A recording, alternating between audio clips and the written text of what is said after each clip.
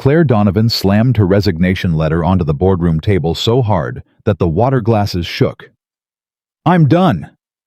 43 floors above Manhattan, 12 men in suits stared at the most powerful woman in American tech, and not one of them said a word. She walked out. No security escort, no press release, no plan. Just a motorcycle, a back road, and a woman who had everything the world wanted except the one thing she couldn't buy. But what happened next on a forgotten highway in rural Tennessee would change not just her life, but the life of a man who never asked for anything except one more reason to keep going. Drop a comment with your city. Let's see how far this story travels. And if it moves, you hit subscribe. This one's worth staying for. She didn't tell anyone where she was going. That was the point.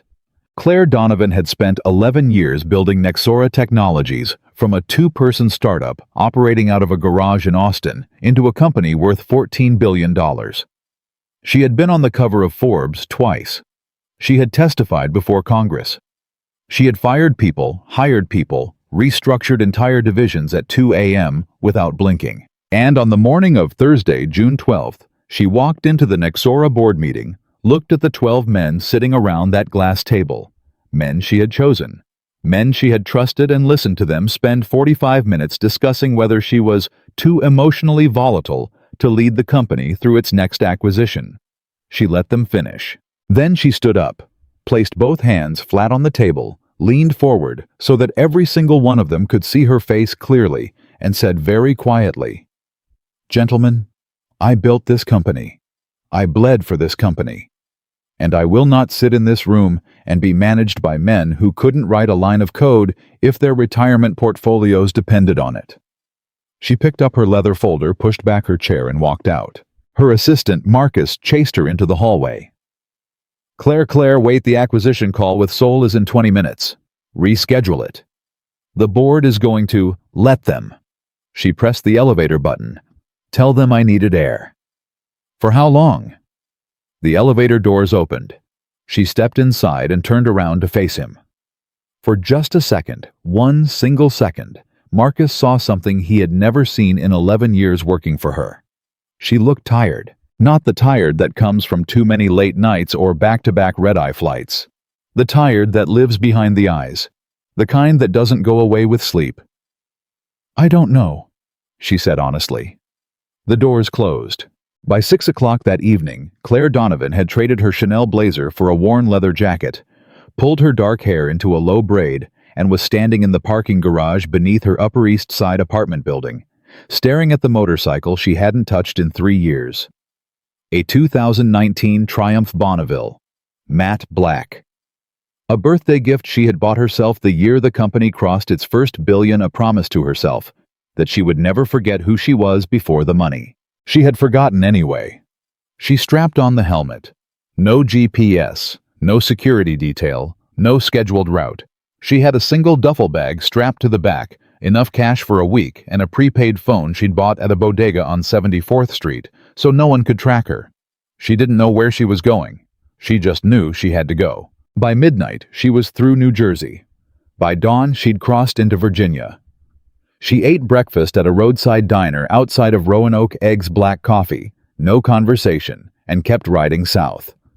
The farther she got from the city, the more the tension in her shoulders began slowly, reluctantly to loosen. She hadn't realized how loud her life had become until she was riding through the silence of a Tennessee back road at 9 in the morning, nothing on either side of her but fields and sky and the clean smell of red clay and pine. She took a breath that felt for the first time in years like a real one. And then the motorcycle coughed. It didn't die all at once. It gave her a warning, a rough shudder beneath her, a stutter in the engine that made her ease off the throttle instinctively. She pulled to the shoulder, killed the engine, and sat there for a moment, just listening to the tick of the cooling metal. "Come on," she said quietly, as if it could hear her. "Not here." She tried to restart it. The engine turned over once, groaned, and went silent. She tried again. Nothing. She sat back and looked up and down the road. In both directions, nothing. No gas station, no house, no other cars. Just 2 miles of cracked asphalt cutting through open land, heat already starting to shimmer off the blacktop, even though it wasn't yet 10 in the morning. She checked her prepaid phone. 1 bar of signal, not enough to load a map. For the first time in a very long time, Claire Donovan had absolutely no control over what happened next. She pulled off her helmet and rested it on the handlebars and sat down on the warm asphalt beside her dead motorcycle. She leaned her back against it.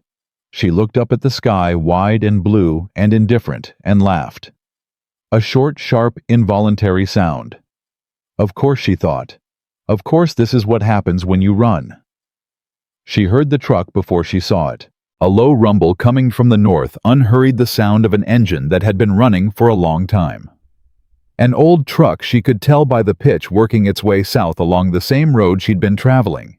She stood up and raised her hand. The truck slowed, pulled over about 30 feet ahead of her. The engine idled roughly, like it was also running on patience and habit more than any real mechanical confidence. The door opened and a man got out. He was tall, not in the dramatic way, just the quiet, substantial way of a man who'd worked with his hands long enough that his body had settled into a kind of permanent readiness. He wore a gray t-shirt with a faded logo she couldn't read, dark work pants, and boots that had been resoled at least twice. He was maybe 36, 37, and he had the kind of face that would have been handsome if it weren't so exhausted. Dark circles, a jaw that needed a shave, eyes that were kind in spite of everything they were carrying. He walked toward her with his hands open at his sides, the universal signal of "I'm not a threat," and looked at her bike. "Triumph Bonneville," he said. Not a question. More like recognition. "You know it? I've worked on a few." He crouched beside the engine and looked at it the way a doctor looks at a patient, focused, unhurried. "When did she start acting up?" "About a mile back. Shudder first, then nothing." He nodded slowly. "You try to restart it." 3 times. "Okay." He stood back up. "Pop the side panel for me."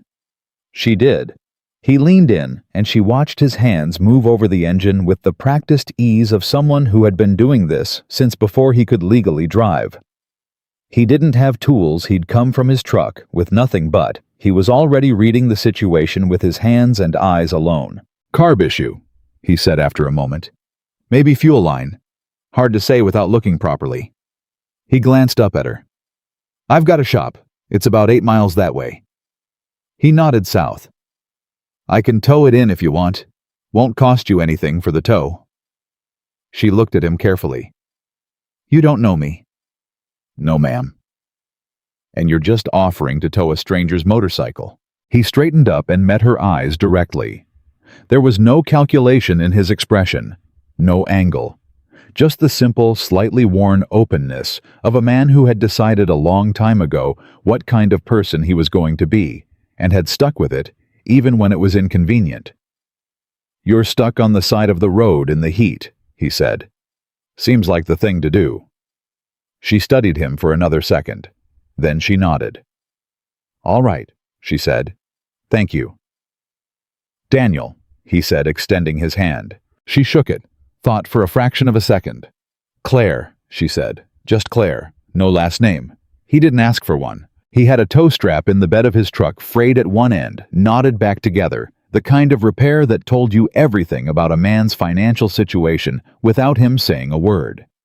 He rigged the motorcycle to the rear hitch with the calm efficiency of someone who had done this before, checked the tension twice, and then opened the passenger door of the truck for her. The inside of the truck was clean in the way that people keep things clean when they don't have money to replace them. The dashboard had a crack running along the top, sealed with electrical tape. There was a child's drawing taped to the glove compartment, a house, a man, a little girl, some lopsided flowers done in crayon, the colors vivid and confident, the way only a child's art is. She looked at it. He noticed. "My daughter," he said, starting the engine. "Lily. She's 7. She's talented." "She thinks so too." The corner of his mouth moved. Not quite a smile, but close. They drove in silence for a while. It wasn't uncomfortable. It was the silence of 2 people who were both, for their own reasons, grateful for a moment that didn't require anything from them. She watched the landscape move past the window. He watched the road. "Long way from home?" he asked eventually. The way people in small towns ask, not prying, just acknowledging that you exist. "Yeah," she said. "Good long way or bad long way?" She thought about it. "I'm not sure yet." He nodded at that like it was a perfectly reasonable answer, like he understood exactly what she meant. And maybe he did, because something in the way he said it quietly without pressing told her that he had his own relationship with roads that took you away from things you didn't yet know how to face. "What about you?" she asked. "You live close." "Born here," he said. 8 miles in every direction is about as far as I get most weeks." "Is that by choice?" He was quiet for a moment. His hands rested easy on the steering wheel, but she saw something shift slightly behind his eyes. "It used to be a choice," he said. "Now it's just life." She didn't push, but she filed it away the way he said it. The weight underneath those words, "used to be." The shop was a converted garage attached to the side of a modest house set back from the road on a half-acre of mowed land. There was a vegetable garden along the south side of the house that someone clearly put real effort into. A tire swing in the yard, a front porch with 2 mismatched chairs. It was the kind of house that announced quietly and without apology, "We don't have much, but we take care of what we have." He unloaded her bike with the same methodical efficiency and wheeled it into the garage, which was organized with the obsessive neatness of a man who couldn't afford disorder. Every tool had a place. Every part was labeled. "How long do you think?" she asked. "If it's the fuel line, couple hours. If it's deeper than that." He shrugged. "Day, maybe 2. "I can find a motel. Nearest one's 22 miles, he said. "And it's not—" He paused. "It's not great." She looked at him. He looked slightly uncomfortable the way honest people do when they're about to say something that sounds more forward than they intend. "I've got a spare room," he said carefully. "It's nothing special, but it's clean and it's cool. You're welcome to it while I work on the bike if you need a place." "You always invite strangers to stay at your house." "No," he said simply. "But you don't seem dangerous." "How can you tell?" "You looked at Lily's drawing," he said. "Dangerous people don't do that." She stared at him. He turned back to the engine, apparently not realizing he'd just said something that would stay with her for the rest of her life. She stayed. She told herself it was practical. The motel was far, her phone was almost dead, and she genuinely didn't know how long the repair would take. But the truth, the real truth, the one she wouldn't admit for another 48 hours, was that when she walked through the door of that modest farmhouse and a 7-year-old girl with Daniel's dark eyes came running down the hallway and skidded to a stop 3 feet in front of her and said very seriously, "Are you the lady with the broken motorcycle?" Something in Claire's chest moved. Not a lot. Just enough. "Yes," she said. "I am." "I'm Lily," the girl announced. "My dad says you have to be nice to people on the side of the road, because that's what good people do. Are you a good person?" And Claire Donovan, who had not been asked a question she didn't have an immediate answer to in over a decade, stood in the doorway of a stranger's house in rural Tennessee and said honestly, "I'm trying to be." Lily considered this with great seriousness. Then she nodded, apparently satisfied. "Okay," she said. "Do you want to see my room?" And just like that, no boardroom, no lawyers, no $14 billion valuation. Claire followed a 7-year-old girl down a narrow hallway and into a small bedroom covered in crayon drawings and paperback books, and the particular beautiful chaos of a child who is deeply, fiercely loved. She stood in the doorway of that room and felt something she hadn't felt in so long she'd almost stopped believing it was real. She felt like a human being. That night Daniel made dinner. Nothing elaborate, just pasta and a salad from the garden, nothing that announced itself. He set the table with the quiet habit of a man doing it for 2 people out of long practice, and then seemed to remember himself, and added a third setting without ceremony. They ate. Lily talked about school, about her friend Maya, about a caterpillar she'd found that morning that she was convinced was going to become something amazing. And Daniel listened with the attentiveness of a father who understood that his daughter's words were the most important sounds in any room. Claire watched him. She watched the way he cut Lily's food before she asked. The way he remembered to refill her water. The way he asked questions about the caterpillar with total sincerity, as if it genuinely mattered, and she realized slowly that for him it did. Because Lily mattered. Because every small thing in Lily's world mattered to Daniel the way $14 billion deals mattered to Claire. After dinner, when Lily was in bed, he poured 2 mugs of coffee and they sat on the porch in the mismatched chairs, and the Tennessee evening settled around them warm and dark and full of insects. "You want to tell me what you're really running from?" he asked. Not accusatory, just quiet. She looked at him. "What makes you think I'm running?" "Because I've done it," he said. "Not on a motorcycle. I just didn't leave the driveway for about 6 months. But it's the same thing." She was quiet for a moment. The porch light drew moths. Somewhere across the field, something moved through the grass. "I built something," she said finally. "Something big. And somewhere along the way, I lost the person who built it." He nodded slowly. "Yeah," he said softly. "I know something about losing people." There was a weight in the way he said it that told her without detail everything she needed to know. She didn't push, but for the first time in a very long time, someone had heard her, really heard her, without calculating what it was worth. And the strange, terrifying thing was this: she didn't want to leave. She woke up to the sound of a child singing, not performing, just singing. The way kids do when they think no one is listening, half the words made up the melody, wandering wherever it wanted to go. Claire lay still for a moment in the narrow spare room, staring at the ceiling, listening to Lily's voice moving through the walls of the house, like something bright running through a dark place. She had slept 7 hours straight. She couldn't remember the last time that had happened. She lay there another minute, just breathing, before she heard the second sound, the low, steady clang of metal from the garage. Daniel already working. She checked the prepaid phone on the nightstand. 6:43 in the morning. She got up. She found the kitchen without trouble. It was a small house, the kind where nothing was hidden, and she stood in front of the coffee maker for a moment, feeling strangely uncertain. In her apartment in Manhattan, a barista named Jerome brought her a double espresso every morning at 7:15. In the Nixora offices, there was a full coffee station on every floor. Here there was a Mr. Coffee machine that looked like it had been purchased sometime during the Clinton administration, a can of ground coffee on the counter, and a handwritten sticky note on the cabinet above it that said in a child's careful printing, 2 scoops. Not 3. Dad gets jumpy. Claire read the note twice. Then she smiled genuinely without calculation in a way that would have surprised everyone who worked for her.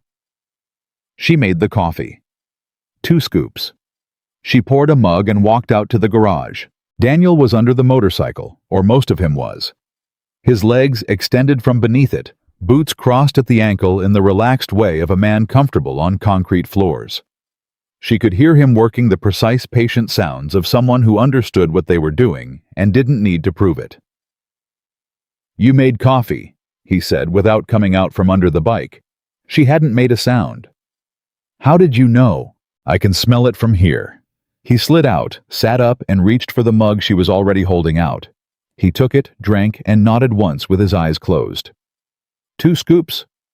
Lily's note was very specific. "She monitors me," he said entirely seriously. 7-year-old with the energy of a parole officer. Claire laughed, a real one, quick and unguarded, and Daniel looked at her with a flicker of surprise, as if the sound had caught him off guard too.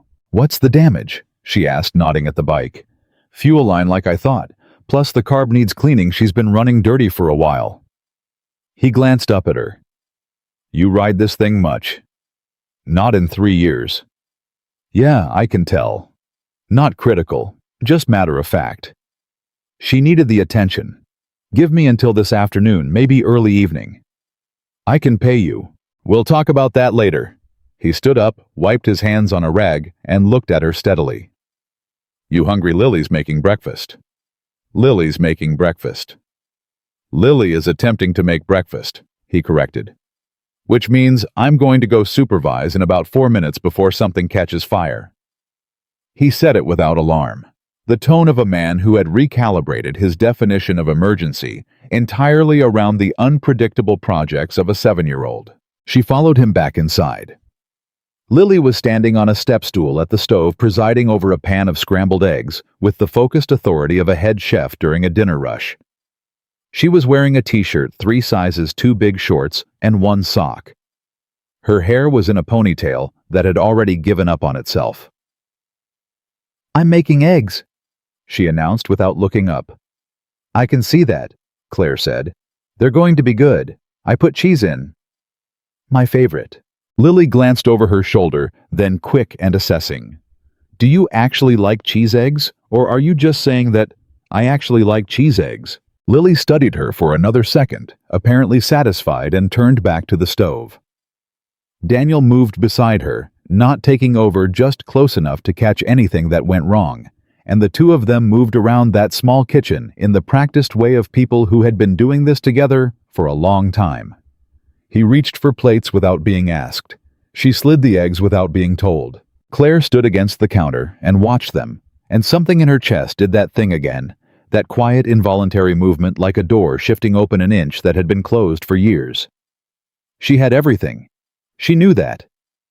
She had a penthouse and a company and a net worth that had made 3 different magazine covers in the last 2 years. She had influence and access, and the particular freedom that only extraordinary amounts of money can buy. She did not have this. She had never had this.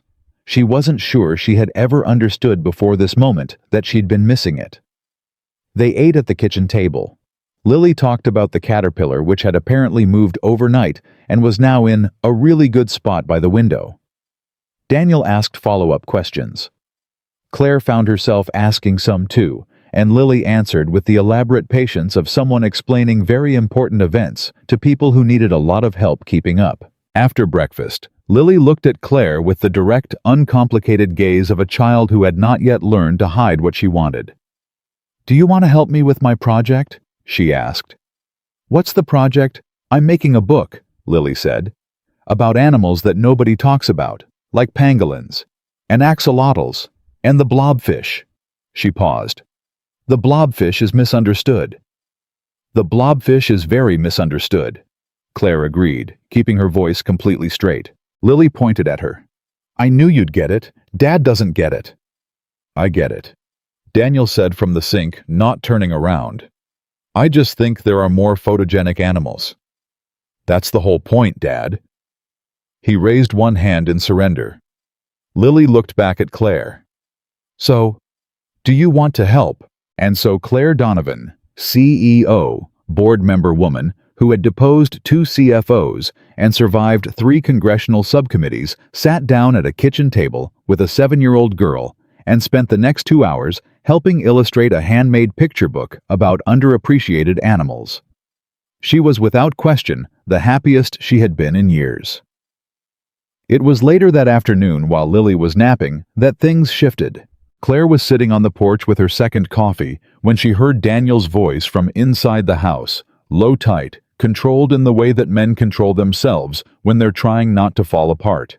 She wasn't trying to listen. But the window was open, and the house was small. "I understand that," he was saying. A pause. "I'm not disputing the amount. I'm asking for 30 days. Another pause longer. "Sir, I have a daughter. I just need 30 more days." His voice dropped. "Please." She looked out at the yard and didn't move. She heard him hang up. A full minute passed. Then the back door opened, and he came out onto the porch and sat down in the other chair and looked at the yard and said nothing. She waited. "Bank," he said finally, not explaining, just naming it, like a wound.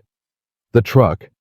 He glanced at her sideways, and for a second, she thought he was going to redirect the way proud men do when they don't want their struggles witnessed.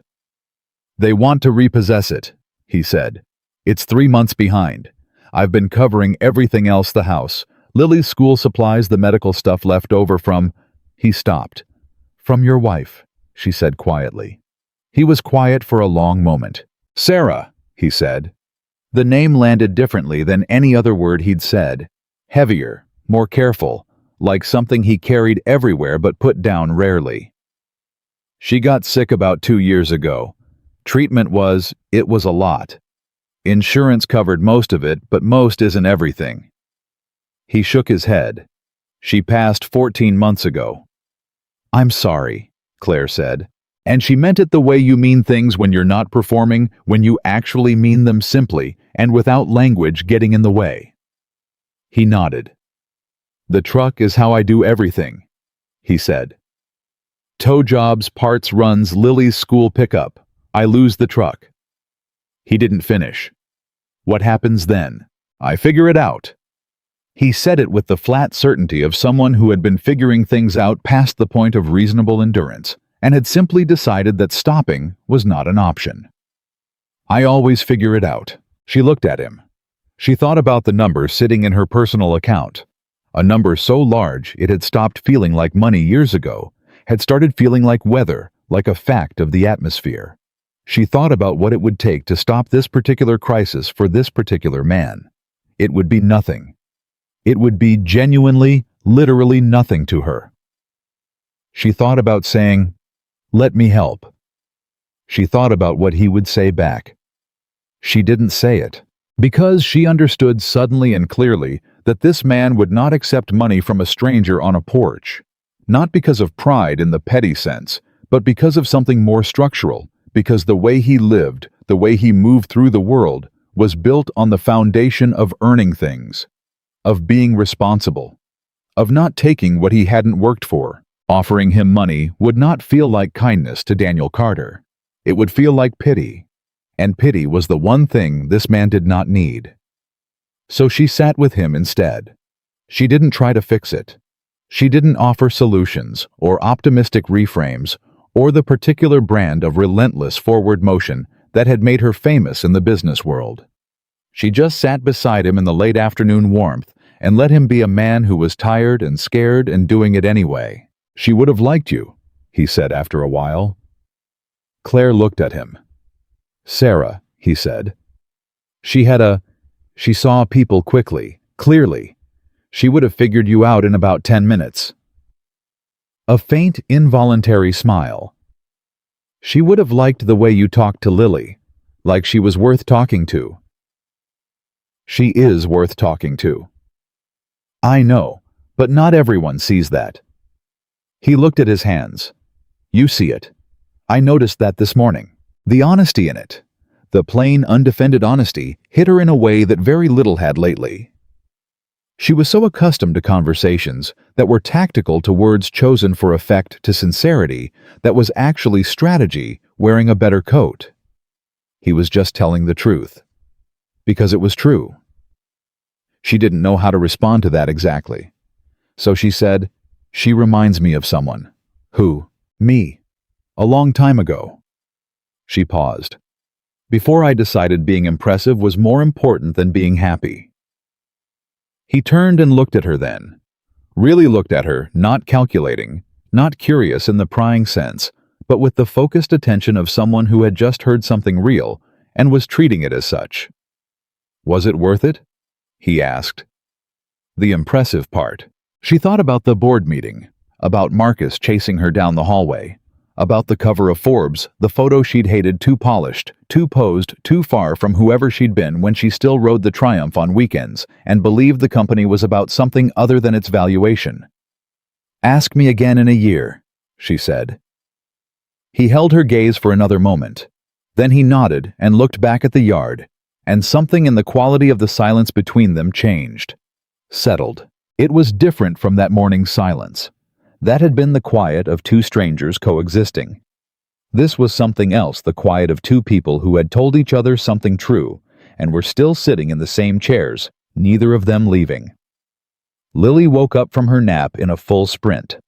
She came out of the back door at speed, braids flying sock situation, unimproved, holding the jar with the caterpillar out in front of her like an offering. "Dad, Claire, look." They both looked. The caterpillar had begun to form its chrysalis.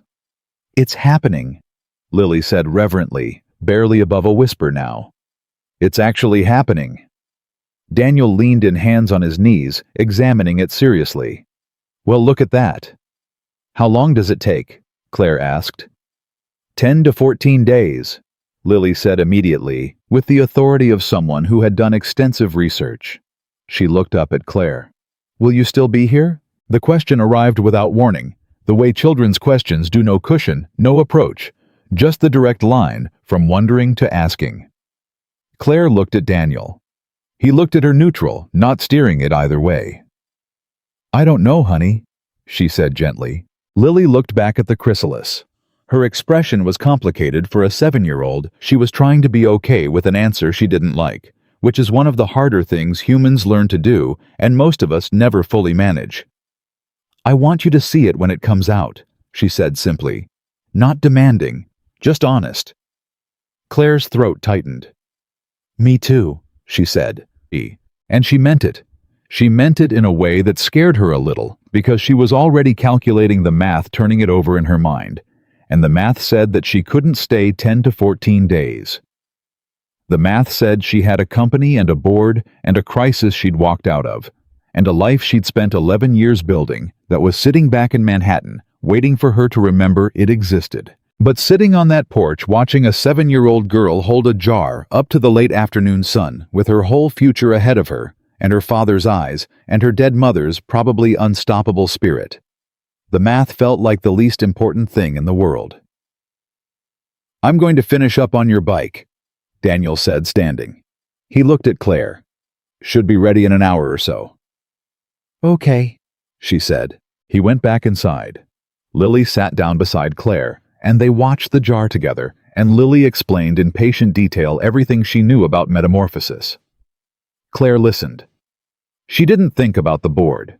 She didn't think about the acquisition or the soul call or Marcus's messages accumulating on her real phone back in the bag in the spare room. She just listened to a 7-year-old girl talk about the science of becoming something new, and tried not to think about how badly, quietly, desperately she wanted that for herself. The bike was ready just before 7. Daniel rolled it out of the garage, and it idled smoothly, cleanly, a different sound from the labored cough she'd ridden in on. He'd done more than fix it. He'd restored it to something better than what she'd had before. "She'll run clean now," he said. Changed the fuel line, cleaned the carb, replaced a couple of other things that were getting close. He named a few parts, and she nodded like she was following, and he could tell she wasn't quite, and neither of them mentioned it. "What do I owe you?" she asked. "Parts cost me $42, he said. "Labor's free." "Daniel." "You helped Lily with her book," he said. "And you made the coffee this morning. We'll call it even." "That is not even. Claire." He said it evenly, firmly, with the particular steadiness of a man who has made a decision and is not going to be argued out of it. "It's even." She looked at him for a long moment. "Okay," she said quietly. Lily materialized from the back of the garage as if she'd been waiting for the bike to appear. She looked at it, then at Claire, and the arithmetic of what was happening moved across her face. In real time, the bike was fixed, which meant Claire was leaving, which was the thing Lily had not said out loud, but had been thinking since the Caterpillar conversation. "Are you going now?" she asked. The direct line again, no cushion. Claire crouched down so she was at eye level with her. She looked at this child 7 years old. One sock always missing, building a book about animals. Nobody talks about tending a caterpillar like a small act of faith in the world. And she said, "I have to go take care of some things." "But you'll come back." She glanced up at Daniel. He was watching her with his arms crossed. Quiet, his expression neutral, in a way that meant he was working at it, that underneath the neutral, something was paying close attention. She looked back at Lily. "I'm going to try," she said, and that was honest. That was the most honest thing she could give. Lily stepped forward and hugged her, fast, fierce, the whole body commitment of a child who doesn't do things halfway, and then stepped back and picked up the caterpillar jar from the ground where she'd set it. "I'll save you a spot to watch it come out," she said seriously. Claire stood up. She put on her helmet. She got on the bike. She looked at Daniel one last time. He raised one hand, not a wave exactly, more of an acknowledgement. "I see you." That was what it meant. I see you, and I'm not going to ask you to explain yourself, and I'm not going to ask you to stay. But I see you. She nodded once, and then she rode. She made it about 2 miles down the road before she had to pull over. She sat there on the shoulder with the engine running, her hands on the handlebars, and stared straight ahead at the empty road. She thought about the $42 he'd told her the parts cost. She thought about the phone call she'd overheard his voice low and tightened down around the words, "Please," and 30 days, and "I have a daughter." She thought about the truck in the driveway with the bald rear tires she'd noticed that morning. She thought about a little girl who was going to wait 10 to 14 days watching a jar saving a spot. She pulled out her phone. Her real phone, the one with signal and contacts and access to everything. She made 2 calls. The first was to her personal attorney. The second was to the financial trust she used for anonymous philanthropy, the one that had no public record connecting it to Claire Donovan or Nexora Technologies. She spoke quietly and clearly, the way she spoke in boardrooms when she was absolutely certain of a decision. When she hung up, she sat there for another minute. The engine idled. She told herself it was just money, that it didn't mean anything complicated, that she would have done it for anyone. She almost believed it. Then she rode back toward the highway, toward the life she'd left behind, carrying with her the smell of coffee and crayon wax and engine grease, and the sound of a child singing to herself in a house that didn't have much, but had somehow in 2 days made her feel more at home than $14 billion ever had. She made it back to Nashville by midnight. She checked into a hotel under a name that wasn't hers, an old habit from the early days when she used to attend competitor conferences incognito and sat on the edge of the bed in the dark for a long time without turning on the lights. The room was expensive. The sheets were high thread count. The minibar was fully stocked, and the view from the 14th floor showed the city lit up and moving, the way cities always are, indifferent to whether you're doing well or falling apart. She ordered room service she didn't eat. She opened her real phone for the first time in 3 days. 47 messages from Marcus. 11 missed calls from the board. 2 from her mother, which she felt worse about than all the others combined. A text from the head of PR that said only, "Please call me. It's not critical yet, but it could be." She put the phone face down on the nightstand. She lay back on the bed and stared at the ceiling and thought about a house 8 miles south of nowhere with a vegetable garden and a tire swing and a child who saved spots for people she'd known 2 days and believed with complete sincerity that the blobfish deserved better press. She thought about Daniel's voice saying please into a phone he thought no one could hear. She thought about the way he'd raised his hand when she left.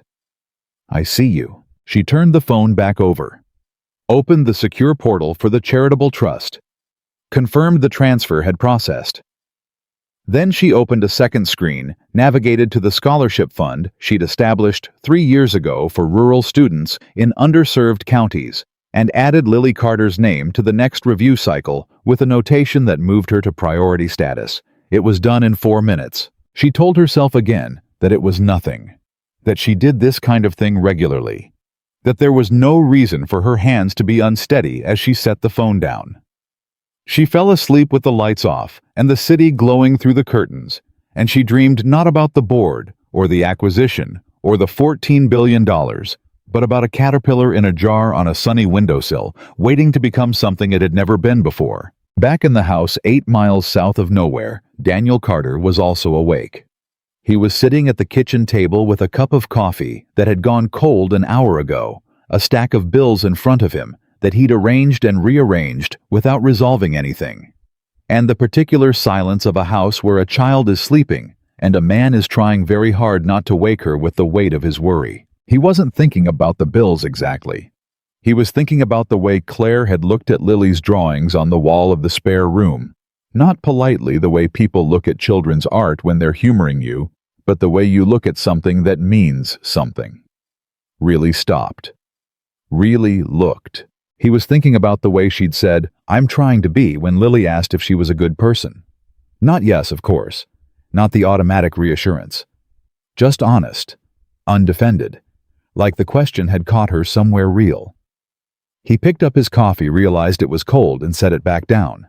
He was 41 years into learning to read people, and he knew with the quiet certainty of a man who had very few certainties left that the woman who'd ridden away on that triumph was carrying something significant. Something she wasn't telling anyone. He didn't know what it was. He didn't have the context for it. But he'd been married to an honest woman for 9 years, and Sarah had taught him, among many things, the specific texture of a person choosing their words very carefully around the truth. The half-second before answering. The way eyes move slightly when a name or a detail is navigated around. Claire wasn't lying exactly, but there was something she wasn't saying. He told himself it didn't matter. She was a traveler. She'd been stuck on his road and he'd helped her, and she was gone now, and that was a complete story with a clean ending. He told himself that. Then he picked up the crayon drawing Lily had made of the three of them. Him, Lily, and a woman with dark hair and a motorcycle, which Lily had apparently completed during her nap, and left on the table where he'd find it because Lily was 7 and had not yet learned subtlety. He looked at it for a long time. He turned off the kitchen light and went to bed. He didn't sleep well. 3 weeks passed. Claire went back to Nexora. She walked into the board meeting she'd walked out of and sat down without apology and said very clearly that she was still the CEO, and if anyone had a problem with that, they were welcome to put it in writing and have it on her desk by Friday. Nobody put anything in writing. The acquisition moved forward. The Seoul call was rescheduled and completed. Marcus stopped looking at her like she was a flight risk mostly. She was good at her job. She had always been good at her job. The competence was real. She didn't doubt that, had never doubted it. What she doubted increasingly in the elevator rides and the conference calls and the car services from the airport at 11 at night was whether being good at the job was the same thing as the job being good for her. She thought about that porch, more than she should have, more than made any practical sense. She had left money behind, the trust transfer, the scholarship flag, and she told herself that was the end of her involvement, that she had done something genuinely useful and clean, and she didn't need to complicate it by thinking of it as anything other than what it was: a wealthy person directing resources toward need. She did that all the time. That was what the trust was for. But she found herself on a Tuesday morning, in the middle of a product strategy meeting, thinking about whether the caterpillar had come out of its chrysalis yet. She pulled out her phone under the table, something she would have reprimanded any employee for doing, and spent 4 minutes reading about painted lady butterfly metamorphosis timelines, before Marcus gave her a look across the table that said, "Clearly, we will be talking about this later." They talked about it later. "Are you okay?" Marcus asked in the doorway of her office after everyone else had gone. "I'm fine." "You Googled butterflies during the P3 review." "I was multitasking." "Claire." He stepped inside and closed the door. Marcus had worked for her for 11 years. He was 34, extraordinarily competent, and one of the only people in her professional life who spoke to her like a human being rather than an institution. "What happened on that trip?" "My bike broke down." And a man fixed it." "And?" She looked at him. "And I slept 8 hours, she said. "First time in, I don't know how long." Marcus looked at her for a long moment. "That's it." "That's it," she said. He didn't believe her. She could tell he didn't believe her. He nodded anyway because that was also part of what made him good at his job. "Okay," he said.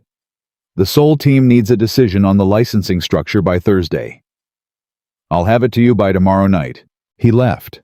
She turned her chair to face the window, 43 floors of Manhattan below, her everything she'd built spread out in every direction, real and enormous, and hers. She thought 10 to 14 days. It had been 22. Daniel found out on a Wednesday morning, 11 days after Claire left. He was in the garage doing a brake job on a neighbor's pickup when his phone rang with a number he didn't recognize.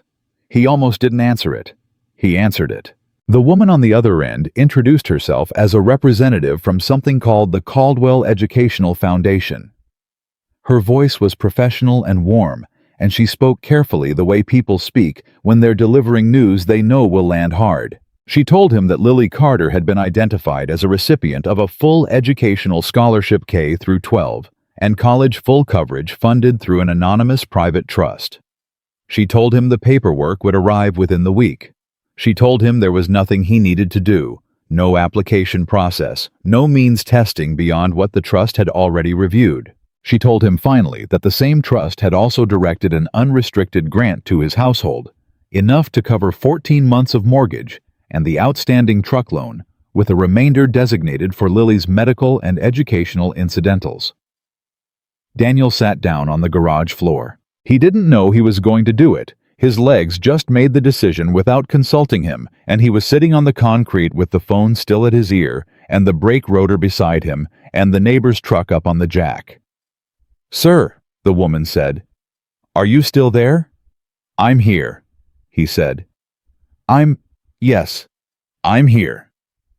He put his hand flat on the concrete floor like he needed to feel something solid. "Can I ask who?" "The trust is anonymous," she said gently but clearly. "I'm not authorized to disclose the donor's identity." "But someone—" He stopped, started again. "Someone just decided to do this." "Yes, sir." "For us." "For your family." "Yes." He sat there for a long moment, hand on the floor, not quite able to locate the right response for something this size. Is there something I should do?" he asked. "To say thank you. I mean, is there a way?" "There's an address for the trust if you'd like to send a note," she said. "I can give it to you, but I want to be honest, the donor has specifically requested no contact." "Oh." He absorbed that. "Okay." She gave him the address anyway. He wrote it on his palm with a pen from his back pocket because he couldn't find paper. When he hung up, he sat on the garage floor for another 10 minutes. Not crying exactly, but close to it in that way that men who have been holding things together for a long time get close to it, the way a wall gets close to falling without quite going over. Then Lily called from the back door. "Dad, are you in there? I need help with the jar lid." "Coming," he said. His voice came out steady. He stood up, put the phone in his pocket, picked up the brake rotor. He worked the rest of the morning with the address still written on his palm. He didn't tell Lily right away. Not about the scholarship, not about the money, not about any of it. He needed to understand it first. He needed to turn it over in his mind long enough to find the shape of it. That night, after Lily was in bed, he sat at the kitchen table with the bills and did the math. Twice. Because the first time he didn't trust his arithmetic, the numbers were too different from what they'd been for so long that they looked like fiction. When the math stayed the same the second time, he pushed back his chair and looked at the ceiling. Anonymous. The trust was anonymous. No contact requested. But he was a man who fixed things. And right now, the thing that needed fixing was the dissonance between what his gut was telling him and what he was willing to let himself believe. He picked up his phone. Not to call anyone. He opened a browser and typed 2 words, Caldwell Foundation. The search came back with the foundation's public profile, a small charitable trust established in 2019 focused on rural education and family stability initiatives in the southeastern United States. No corporate backing listed, no famous names on the board. The registered agent was a law firm in New York. He stared at the New York part. He thought about the way Claire's hands had moved over the coffee maker like she'd never operated one before. The way she'd looked at his kitchen not judgmentally, but with the focused curiosity of someone encountering a system they didn't have a reference point for. The way she'd deflected cleanly and completely every question about her work, her life, where she was actually from. He thought about the prepaid phone. He thought about the motorcycle, a Triumph Bonneville not cheap, immaculately maintained in spite of 3 years of neglect, and the leather jacket that fit like it was custom, and probably was. He thought about the way she'd gone still when he told her about the truck loan. The way she hadn't offered to help, but something had shifted behind her eyes. He opened a new search and typed Claire Donovan. The results came back in under a second. He looked at his phone screen for a long time. He looked at the woman in the photos, The polished professional headshots, the conference speaking photos, the Forbes cover with the headline, "The Architect." How Claire Donovan built a $14 billion empire from nothing. And he looked at her face and recognized it immediately. The same dark eyes, the same jawline, the same quality in her expression that he'd noticed on his porch and hadn't been able to name. And could now, it was the expression of someone who was exhausted by the distance between who they were and who they'd become. He set the phone down. He sat very still. He wasn't angry. He explored the feeling carefully, the way you test a bruise, expecting anger and checking for it, but it wasn't there. What was there was more complicated. Something that felt like understanding, and something that felt like grief, and something else underneath both of those that he was not ready to name. She had lied to him. Not actively, she hadn't said anything false. But she had let him believe something that wasn't true, had sat with him on that porch, while he told her about the truck and about Sarah, and about the specific texture of trying to hold a life together with the tools you have left. And she had known the whole time that the problem he was describing was one she could solve before her coffee went cold. And then she'd gone and solved it, without asking, without telling him, without letting him have any say in whether he wanted it. He picked up the phone again and looked at her face. He thought about Lily, about the scholarship. About Lily at 18 going to a college that would have been closed to her with the education that would open doors that Daniel couldn't have opened with everything he had. He thought about the way Claire had looked at that crayon drawing on the glove compartment of his truck. He thought about her saying, "I'm trying to be," when Lily asked if she was a good person. He put the phone down. He went to the junk drawer where he kept things he didn't know what else to do with and found a piece of paper and a pen, and he sat back down at the kitchen table. And for the next 40 minutes, longer than anything he'd written since Sarah's eulogy, he wrote a letter. He didn't write it to the Caldwell Foundation. He didn't write it to the trust's registered agent. He found the address that the foundation woman had given him, and then he searched until he found something more specific, a public mailing address listed on Nexora's website for correspondence to the CEO's office. He wrote the letter to Claire Donovan. He wrote, "I figured out who you are. I'm not angry. I want you to know that." He wrote about Lily, about what the scholarship would mean. He wrote about the truck, and about what it felt like to have a problem. You've been fighting alone for so long, suddenly just stop. He wrote that it was hard to receive that it had taken him 3 days to stop feeling strange about it, but that he was getting there. And then he wrote the part that cost him the most. You sat on my porch and listened to me.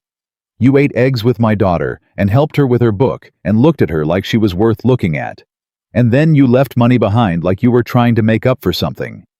I don't know what you thought you owed us, but I want you to know the money helped. The money will change Lily's life, and I will never be able to say thank you for that in any language that's big enough. But it wasn't the most important thing you left behind. The most important thing you left behind was the proof that you were there at all, that someone saw us. Not the project, or the charity case, or the rural family with the broken truck, us.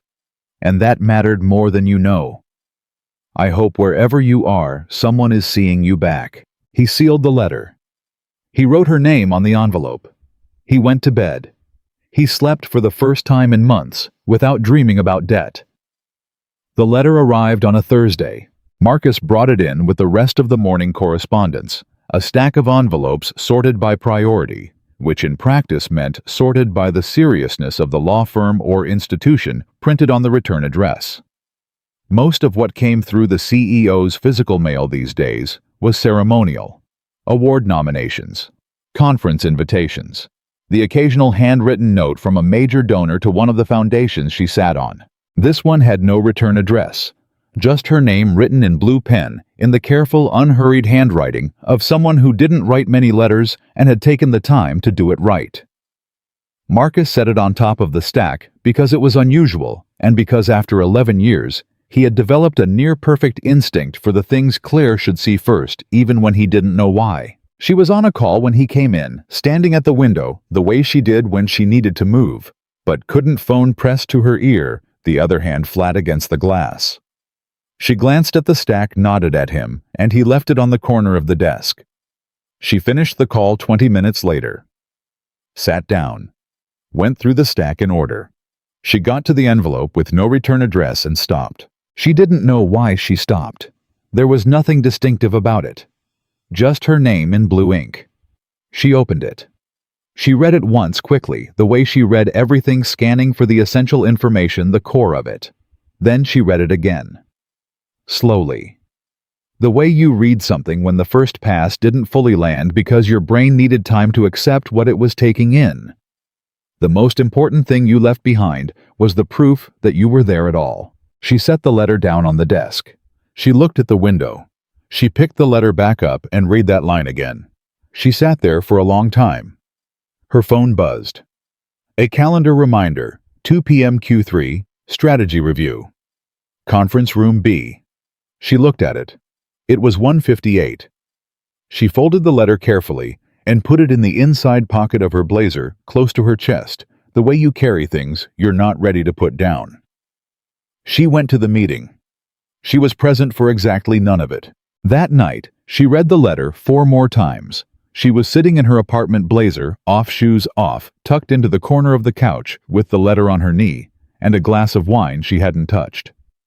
The city moved outside the window in its usual indifferent rhythm. She barely registered it. I figured out who you are. I'm not angry. She'd been braced for anger.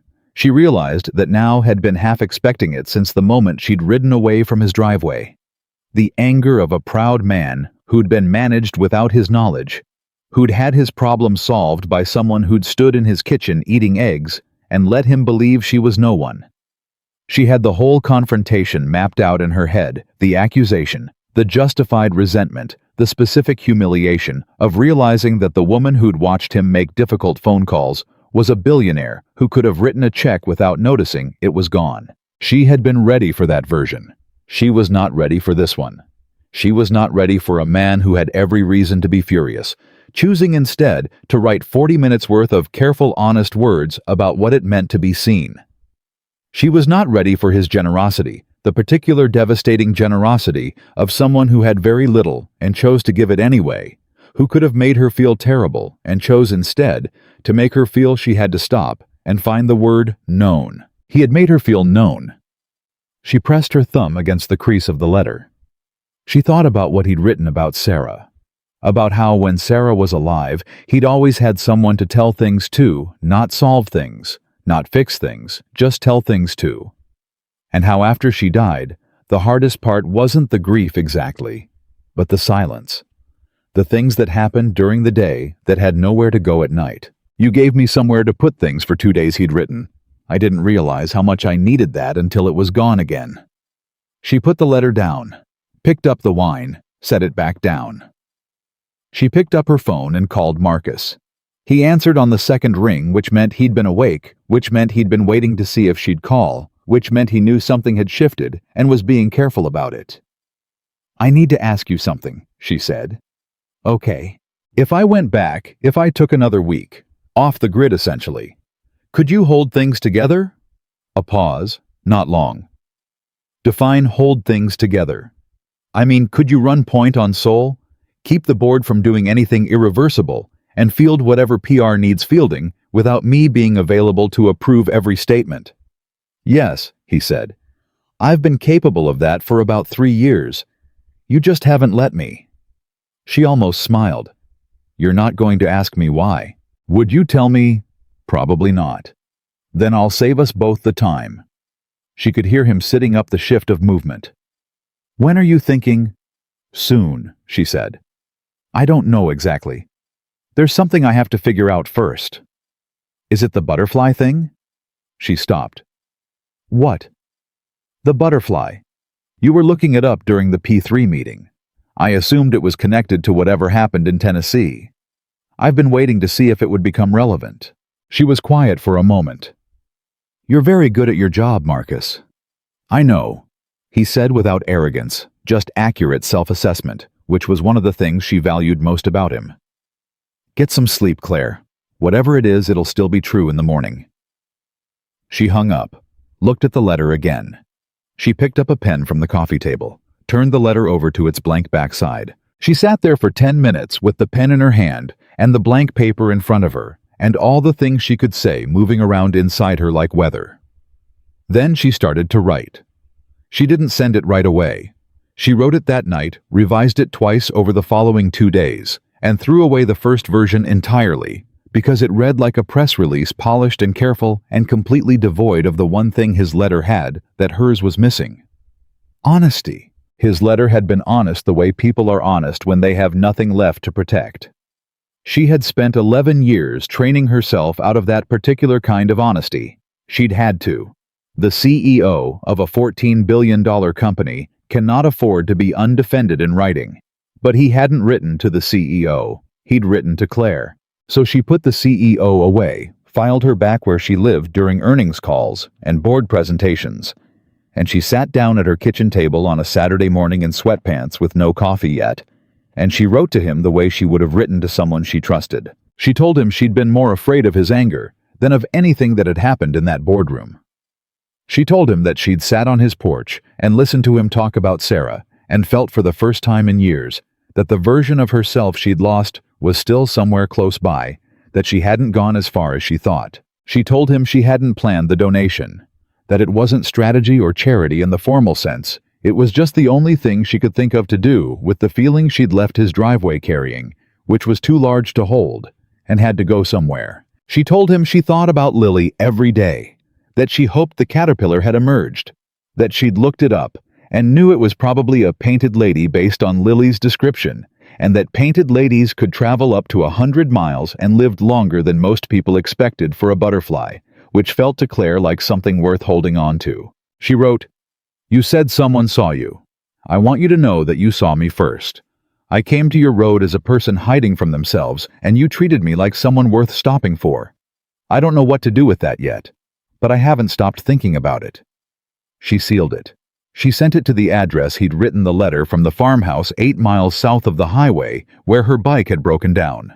Then she booked the next week off the calendar. Daniel got the letter 6 days later. It was early October by then.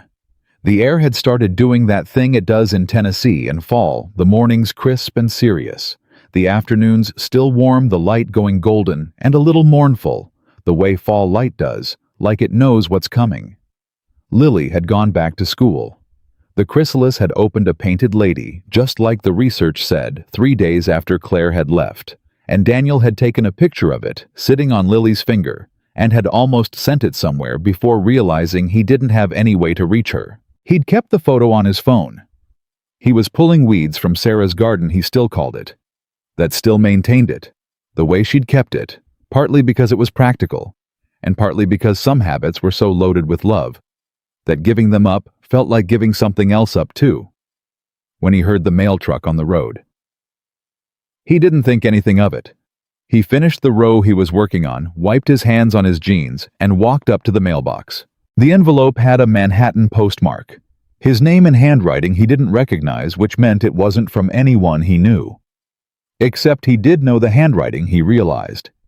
He'd seen it on a sticky note on the back of a photograph she'd left in the spare room by accident, a small note that said nothing important, just a reminder to herself that he'd meant to throw away and had somehow not gotten around to. He stood at the mailbox and read the letter right there. He read it twice before he went back inside. He sat at the kitchen table, the same chair he always sat in, the one with the slightly shorter leg that rocked if you weren't centered, and he held the letter in both hands and read the part about Lily 3 times. Painted ladies can travel up to 100 miles. He looked up from the letter, looked around the kitchen, at the crayon drawing of the 3 of them still on the table, at the jar on the windowsill, empty now, the chrysalis casing translucent and abandoned, and somehow still beautiful. He thought about what she'd written. "You saw me first." He turned that over in his mind the way you turn a stone in your hand to understand its weight and texture. He thought about Sarah. Not with the grief that still sometimes hit him sudden and physical like a door slamming in his chest, but with the quieter, more complicated feeling that came when he thought about what Sarah would have said about all of this. Sarah would have said, "Daniel, the woman sent you a letter. Write her back. Sarah would have said it with the patience of someone who loved him, but had spent 9 years watching him overthink every human situation that wasn't a mechanical problem, because with mechanical problems, he knew the process, and with human ones, he was always afraid of doing damage. Write her back, Sarah would have said. What's the worst that happens? He got up, got paper, sat back down. He wrote, "The caterpillar made it. Painted lady just like you said. Lily named her. Claire." He stopped. Read what he'd written, looked at the name. He had not known he was going to write that until he wrote it. He sat with it for a long moment. The name sat there on the paper, specific and undeniable, and more honest than he'd intended to be this early in the letter. He kept it. He wrote for another 20 minutes. He told her about the fall. About Lily going back to school, how she'd told her teacher about the butterfly with the same authority she brought to everything she believed in. He told her about the debt being cleared. He didn't mention the truck directly, but said that the weight that had been on him for a long time had lifted in a way that still felt slightly unreal, and that he was grateful in a size that didn't fit in words. So he was going to let those inadequate words stand and trust that she understood. He wrote, "You said you don't know what to do with the way I saw you. I'm in the same position about the way you saw Lily. Not as a charity, not as a situation to resolve, as a kid who deserved looking at. You have no idea, or maybe you do, what it means to a single father to have someone look at his child that way." He wrote, "I've been thinking about what you said on the porch, about losing the person who built things before the building started. I think you still know where she is. I think she was on my porch drinking bad coffee at 6 in the morning in someone else's jacket, and I don't think she'd gone as far as you believed." He sealed the letter. He put it in the outgoing mail. He did not allow himself to think too hard about what he'd named the butterfly. 3 weeks later, on a Friday evening, Marcus knocked on the open door of Claire's office and found her at her desk reading a letter. She looked different than she had 2 months ago. He couldn't have said exactly how it wasn't visible in any one thing. It was more like a calibration, like something that had been slightly off frequency had found its pitch. She was still running the company at full capacity. The sole deal had closed. The board had stopped giving him nervous looks in the hallways. But she smiled more. Not the controlled strategic smiling that was part of the professional repertoire. The kind that happened without coordination. "The Donovan Foundation wants a response on the Rural Schools Initiative by end of next week," he said, setting a folder on her desk. "And the board wants you for the November retreat in Scottsdale." "Fine on the schools," she said without looking up from the letter. "Tell the board I'll be there for 2 days, not 3. They won't like that. They'll live." She finished the page she was reading. "Marcus." "Yeah. I'm going to Tennessee in 2 weeks." He nodded slowly in the way of a man who has been waiting for information to arrive and is now processing the shape of it. "Do you need anything arranged?" "No," she said. "No security, no car service, no hotel booking. Just clear my Friday and Monday." "Done." He paused. "Should I know why?" She looked up from the letter. And there it was, that thing he'd been watching return incremental and stubborn over the last 2 months. Not happiness exactly, though it was related. Something more structural than happiness. Something that looked from where he stood like a person who had found their way back to themselves. "There's a man," she said. "And he's—" She paused, trying to find the right word for what Daniel Carter was. Decent wasn't enough. Good wasn't specific enough. Real was closer, but still incomplete. "He's someone I want to know," she said finally. "Properly." Marcus looked at her for a moment. Then he smiled, a real one, which from Marcus was a significant event. "Okay," he said. "I'll clear the weekend." She looked back at the letter. At the last paragraph, she hadn't finished reading. Daniel had written, "Near the end, I know you have a whole life up there that has nothing to do with this road or this house or a 7-year-old with strong opinions about misunderstood animals. I'm not asking for anything you don't want to give. But I'll tell you what Lily told me when I asked her if she was sad the butterfly had flown away. She said, 'Some things don't stay, Dad, But they were still here. I've been thinking about that a lot. Claire read it, set the letter down, picked it up, read it again. She opened her desk drawer, found paper, uncapped a pen. She wrote 3 words. I'm coming back. She sealed it. She addressed it to the farmhouse. She walked it to the outgoing mail herself, rather than leaving it for the assistant, because some things you needed to carry with your own hands all the way to the place where you let them go. Then she walked back to her office and stood at the window 43 floors above the city, and for the first time in 11 years, looked out at everything she'd built and felt underneath the weight of it. Something lighter. Something that felt quietly and without announcement, like the beginning of the rest of her life. She left Manhattan on a Friday morning before the city woke up. No disguise this time. No prepaid phone. No duffel bag packed for someone pretending to be no one.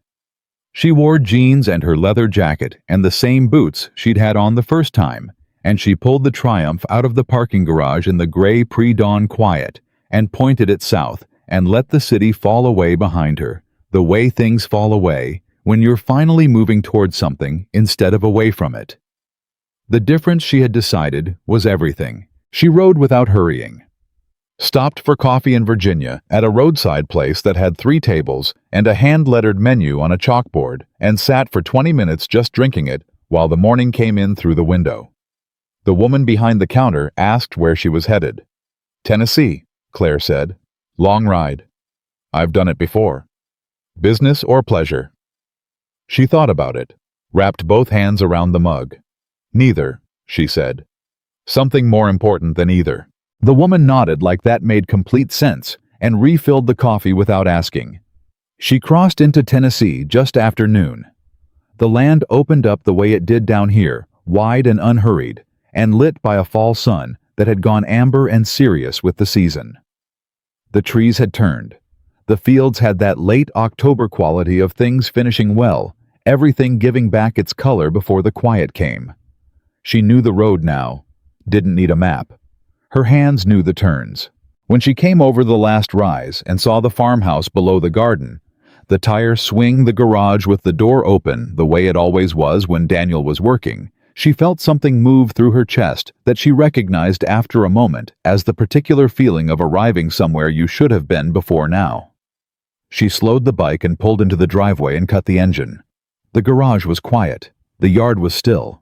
Then the back door opened, and Lily came out at full speed, braids flying, and stopped dead at the edge of the porch when she saw the motorcycle. She stared at it. She stared at Claire. I knew it, she said, not excited. Something more certain than excited. Vindicated the way a 7-year-old is vindicated when the world confirms a thing they believed before anyone else did. I told Dad you were coming. Did he believe you? Lily made a face. He said he hoped so. That's not the same as believing. She jumped off the porch and ran across the yard, and Claire crouched down to meet her, and Lily hit her at full force, arms around her neck. No preamble, the way children hug everything all at once completely. Claire closed her eyes and held on. We have a lot to tell you, Lily said into her shoulder. I want to hear all of it. The butterfly came back. Not Claire. Not our Claire. The butterfly Claire. But another one came to the garden last week, and Dad said it was probably just a butterfly. But I think it was the same one, because she flew around the tomatoes exactly the same way. I believe you, Claire said.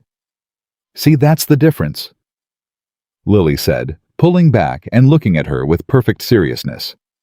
Between you and Dad. She heard footsteps on the garage floor. She looked up. Daniel stood in the garage doorway, wiping his hands on a rag, and he looked at her the way he'd looked at her that first day on the road, steady and unhurried, reading her without rushing the conclusion. He was wearing the same gray t-shirt, or one exactly like it. He looked a little less tired than before. Not a lot, but enough to notice. He looked at his daughter attached to Claire's neck, and something moved through his expression that he didn't try to control. Hey, he said. Hey, she said. Neither of them moved for a moment. Lily looked between them with the focused attention of a child who understood that something significant was happening and was determined not to miss it. "You want coffee?" he asked. "2 scoops," she said. The corner of his mouth moved. "Yeah, I know." He made the coffee. Lily set out 3 mugs with the efficient authority of someone who had been running a household since before she had the height for it. They sat at the kitchen table, the same chairs, the same slightly rocking one that Daniel always took, and Lily talked for 20 minutes straight about school and her book about underappreciated animals, which now had 14 pages and had been shown to her entire class. And her teacher had said it was one of the most original things she'd ever seen a 2nd grader produce. And Maya had asked for a copy, and Lily had said she'd have to think about it because she wasn't sure the world was ready. Daniel listened with his elbows on the table and his coffee in both hands, glancing at Claire every so often, with an expression she was learning to read, checking, not intrusively, just steadily, making sure she was okay. Making sure she was real.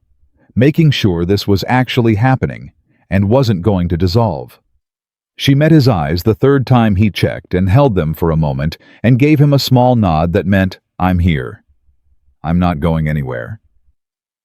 Something in his shoulders settled. After a while, Lily ran out of news and looked at Claire expectantly. "Now you," she said. "Now me what? Tell us something. You've been gone for months. Something must have happened." Claire looked at Daniel. He raised his eyebrows slightly. "Go ahead." "I went back to work," she said. "And I was very busy. And I was very successful. And none of it felt as real as sitting at this table." Lily considered this. "That's sad." "It was," Claire said. "But I figured it out eventually." "What did you figure out?" "That the thing I was looking for wasn't in the work." She paused. "It was at the end of a road in Tennessee." Lily looked at her dad, then back at Claire. Then she nodded, satisfied with the definitive air of someone closing a case. "I know," she said simply. "I could have told you that months ago." Daniel made a sound that was almost a laugh. Almost. "Go finish your reading," he told her. "I'm already done with my reading." "Then start tomorrow's." She gave him a look of profound theatrical suffering, picked up her mug and walked out of the kitchen with the dignity of someone who had won the argument and was choosing to be gracious about it. They listened to her footsteps go down the hall. The door to her room opened and closed. The kitchen was quiet. They sat across from each other at the table, just the 2 of them, for the first time since the porch in summer, and the quiet between them was different from the quiet they'd built before. Fuller. More complicated. Carrying more weight than silence usually carries the weight of 3 months of letters, and the things between the lines of letters, and the question that had been sitting underneath all of it since the beginning. Daniel looked at his coffee. Looked at her. "I wasn't sure you'd actually come," he said. "I said I was. People say things." "I know they do." She held his gaze. "I meant it." He nodded. "I know. I'm not accusing you. I just..." He stopped. Started again with the directness that she had come to understand was just how he operated, the same way he fixed engines, locating the problem precisely and addressing it without ceremony. "I don't have a lot of practice letting people in since Sarah.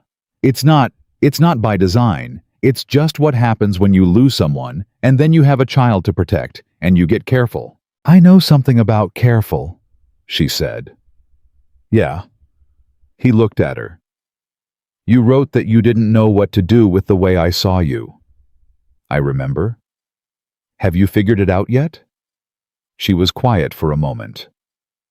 "I think I'm starting to," she said. "That's why I'm here. Not with an answer. I don't have a clean answer. But I didn't want to wait until I had one. I've spent 11 years waiting until I had clean answers before I moved, and I've missed a lot of things that way." He was quiet for a long moment, looking at her across the table with those steady, tired, honest eyes.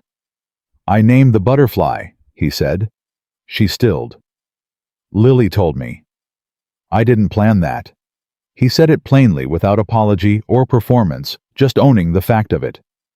"I was writing the letter, and it was just there. And I thought about taking it out, and then I thought—" He paused. "I thought Sarah would have thought that was a cowardly thing to do." "Was she right about most things, Sarah?" "About people especially," he said.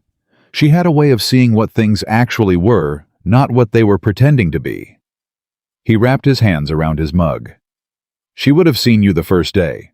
Seen all of it. She would have found it not funny exactly, but something close. That you ended up on our road. What would she have said? She would have said, 'Well, you can't engineer that. Some things just go the way they go.'" He looked at the table for a moment. "She was practical like that. She didn't romanticize things unnecessarily. But she believed, and she used to call it rightness. When something was right, she said you could feel it the way you feel weather coming. Before you could prove it." Claire looked at him. "What do you feel right now?" she asked quietly. He met her eyes. "Weather coming," he said. Cha-cha.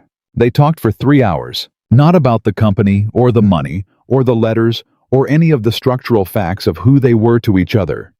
They let all of that sit present, but not pressured, the way you leave a tool on the bench when you know you'll need it eventually, but not yet. They talked about real things. Sarah.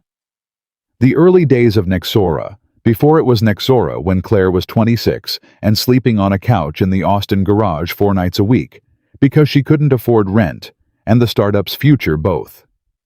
Daniel's father, who had also been a mechanic, who had taught him that a man who could fix things would always have something to offer the world, which was the most useful philosophy Daniel had ever been given. They talked about what it was like to be responsible for another person's life. Him with Lily, her with 1,000 employees, and how that responsibility could become the thing you hid inside instead of the thing you led with. They talked about loneliness, directly without dressing it up. The specific loneliness of being surrounded by people and still feeling unreachable. Him at Sarah's funeral shaking 200 hands. Her at her own company's 10th anniversary party, 140 people celebrating the thing she'd built, and standing in the corner of the room for 20 minutes, completely unable to remember why any of it had seemed worth the cost. "That's the night I got the bike out of storage," she said.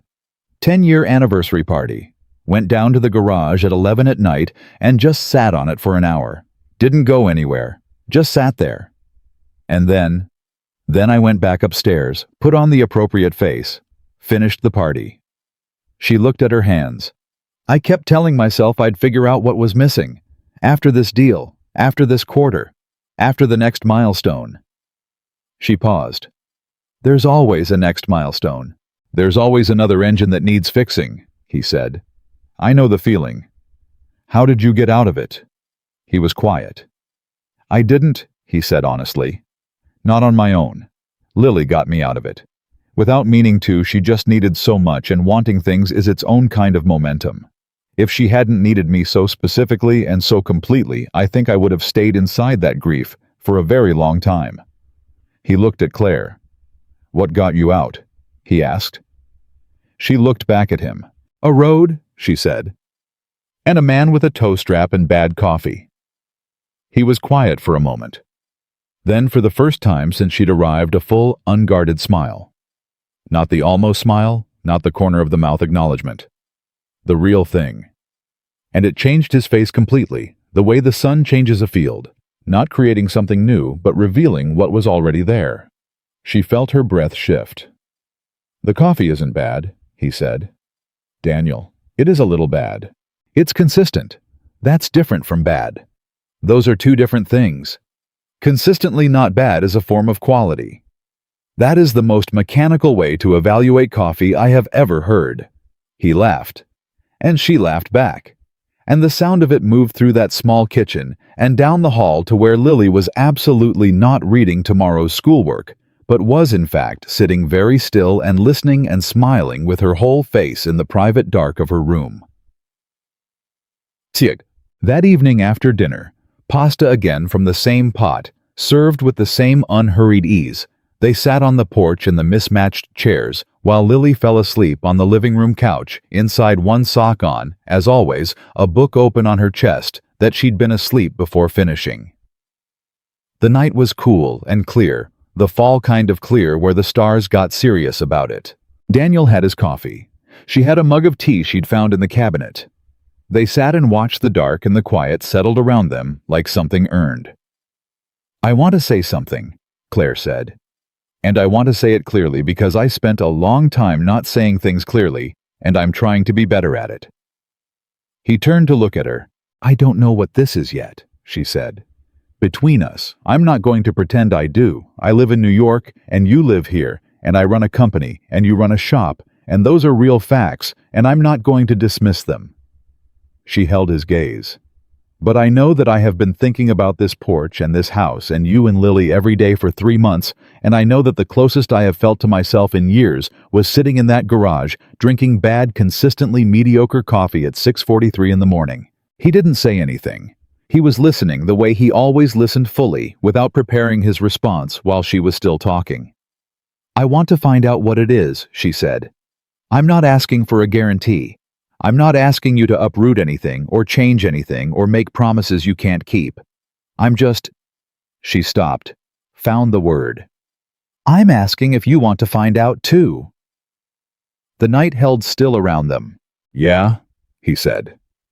Simple, direct quiet, the way Daniel Carter said all the things that mattered most to him. "I do." She exhaled. They sat together in the dark for a long time after that, not filling it with words, letting it be what it was.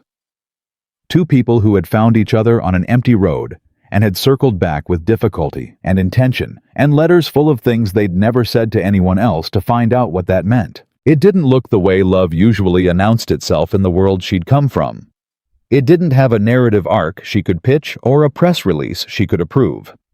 It was small and specific and seated in mismatched porch chairs in rural Tennessee, with a 7-year-old asleep inside, and a dead woman's garden still growing in the side yard, and two people who had both lost something essential and were sitting close enough to feel for the first time in a long time like finding it was possible. It was the most real thing she had ever been part of.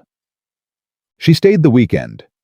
Saturday, Lily drafted her into a project involving the reorganization of every single one of her books by emotional importance, rather than alphabetically, which Claire was fairly certain was not a recognized cataloging system, but which she participated in with complete sincerity. Daniel fixed a neighbor's tractor in the morning and took Lily to the library in the afternoon and came back to find Claire on the porch with a mug of tea and a legal pad full of notes, not work.